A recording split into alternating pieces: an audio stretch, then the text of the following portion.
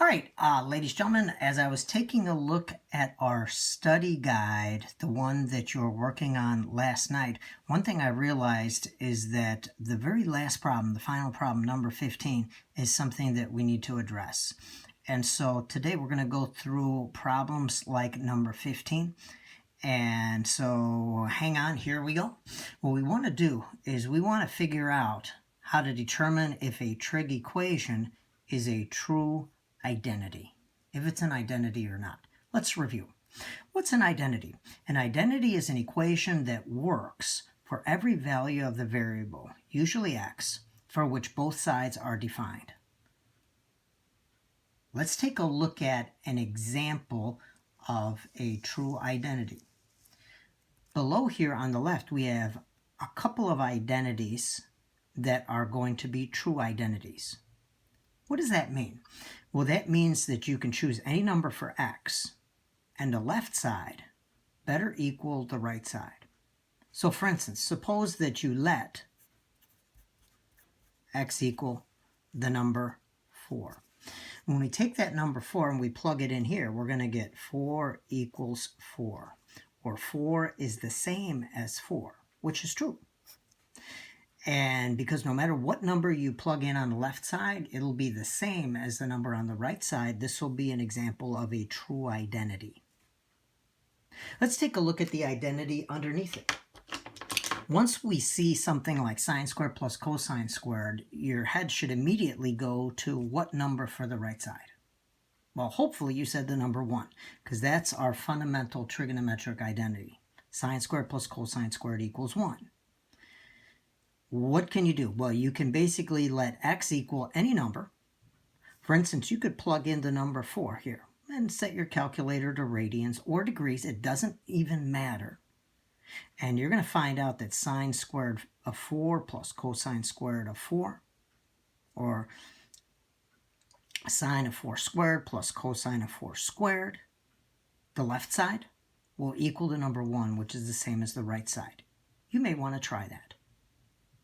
Let's go ahead and take a look at the opposite of true identities, which are false identities, or equations that are not identities at all.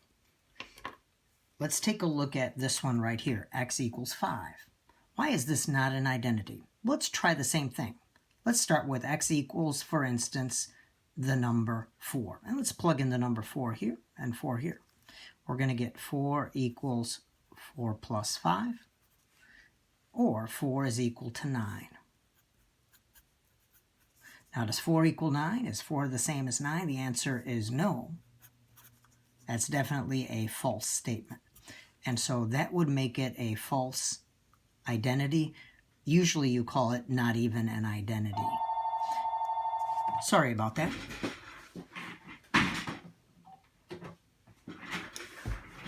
The second one we could handle similarly. If we took the number 4 and on your calculator you plugged it in right there, plugged it in right there, and worked it out, the left side and the right side would not be equal. Okay, now that we've got some basics here understood, let's go ahead and move on. Our purple identity sheet, and you probably remember getting it at the beginning of the unit, contains only true identities. Now, it turns out that there are two main ways to show if an equation is an identity or true identity, or if it's not an identity, as follows. The first way is something that we've already worked with before. If we prove or verify, remember these two words mean the same thing. If we prove or verify an identity, then it's a true identity. But there's another way to show if identities are going to be false. And so let's take a look at number 2. This is what we're going to focus on today.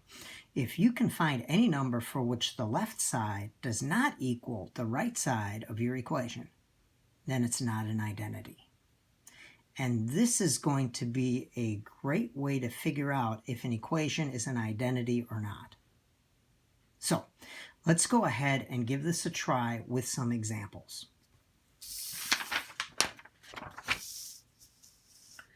Here it says, determine whether the following are true identities. And so our answer is going to be yes or no. what do we do?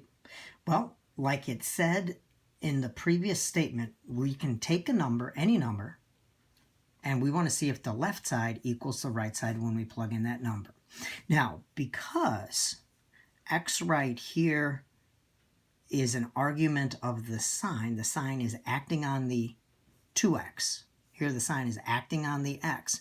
Let's go ahead and choose an angle. Well, why don't we go ahead and use radians? Why don't we let x equal pi over 6?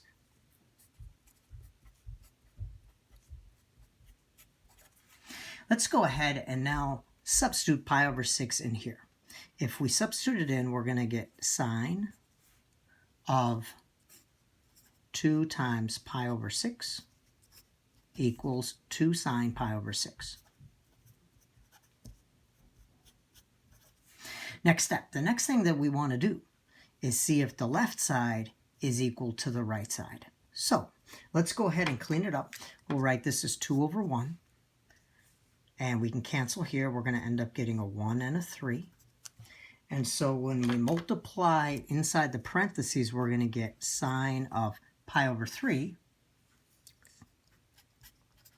equals 2 times sine of pi over 6. Now, what's sine of pi over 3? Sine of pi over 3 is going to end up being square root of 3 over 2 using our unit circle. Here we have 2 and sine of pi over 6. That's going to be 1/2. Let's go ahead and clean this up a little bit. Square root of 3 over 2. Why don't we convert that into a decimal? You can do that on your calculator. Take the square root of 3, divide that by 2. We're going to end up getting approximately 0.87. On the right side, we have 2 times 1/2. We'll go ahead and put this over 1. The 2's cancel, and we're going to get 1. Now, is this true? Well, the left side is not the same as the right side, so this is false. And anytime we get a statement like this, it's false, we can say it's not a true identity. So the answer is no. It's not a true identity. All right. Ladies and gentlemen, I want you to go ahead, pause the video, and then try number 2 on your own similarly. Then we'll go through that. Okay, let's take a look at problem number 2. What do? Well, we can go ahead and basically plug in a value. Let's use the same value, pi over 6. Keep in mind, you can plug in any value that you want to. But one thing I want to tell you is that using values from your unit circle are going to end up being pretty convenient. Let's go ahead and use that pi over 6. So on the left side here, we're going to end up getting cosine of 3 times our pi over 6.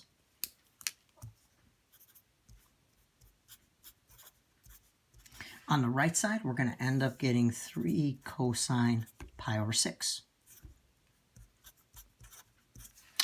Next step, let's go ahead and clean this up. 3 over 1. If we cancel, this will come out, when we simplify, to be pi over 2. On this side, we have 3 times and cosine pi over 6, square root of 3 over 2. Next step, cosine of pi over 2 is 0. And here we have 3 times square root of 3 over 2. And that'll come out to be 3 times, and square root of 3 over 2 is about 0.87. And that'll end up being 2 point something. 3 times 0.87 is going to end up being 2 point something. That's definitely not equal to 0. This is a false statement. So the answer, no. It's not a true identity. All right, let's go ahead and take a look at number 3 together. Here it says cotangent alpha times sine alpha equals cosine alpha. Let's go ahead and choose a value here. Again, you can choose any value that you want for alpha. I'm going to go ahead and just vary it. Why don't we let alpha equal pi over 4? Now let's see what happens with pi over 4. Here we get cotangent pi over 4 on the left side. Oops, and I got to move that up again. Keep doing that. And then we have sine pi over 4 equals cosine pi over 4. Let's go ahead and clean this up. Cotangent pi over 4 is 1. Sine pi over 4, square root of 2 over 2. Cosine pi over 4, square root of 2 over 2. We'll put this over 1. And if we multiply across, we get square root of 2 over 2 equals square root of 2 over 2. This is the same as that. This is obviously a true statement, so yes, what we have right here is a true identity. I want you to go ahead and try problem number 4 similarly. Then we'll go through number 4 together shortly. So pause the video. Okay, let's go ahead and take a look at problem number 4 together. What I'm going to do here is I'm going to go ahead and let x equal pi over 4. We'll try pi over 4 again. And let's see what happens. Tan of pi over 4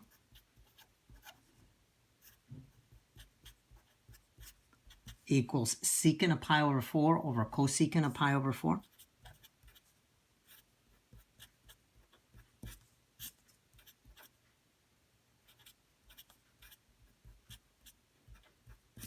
And let's go ahead and clean it up.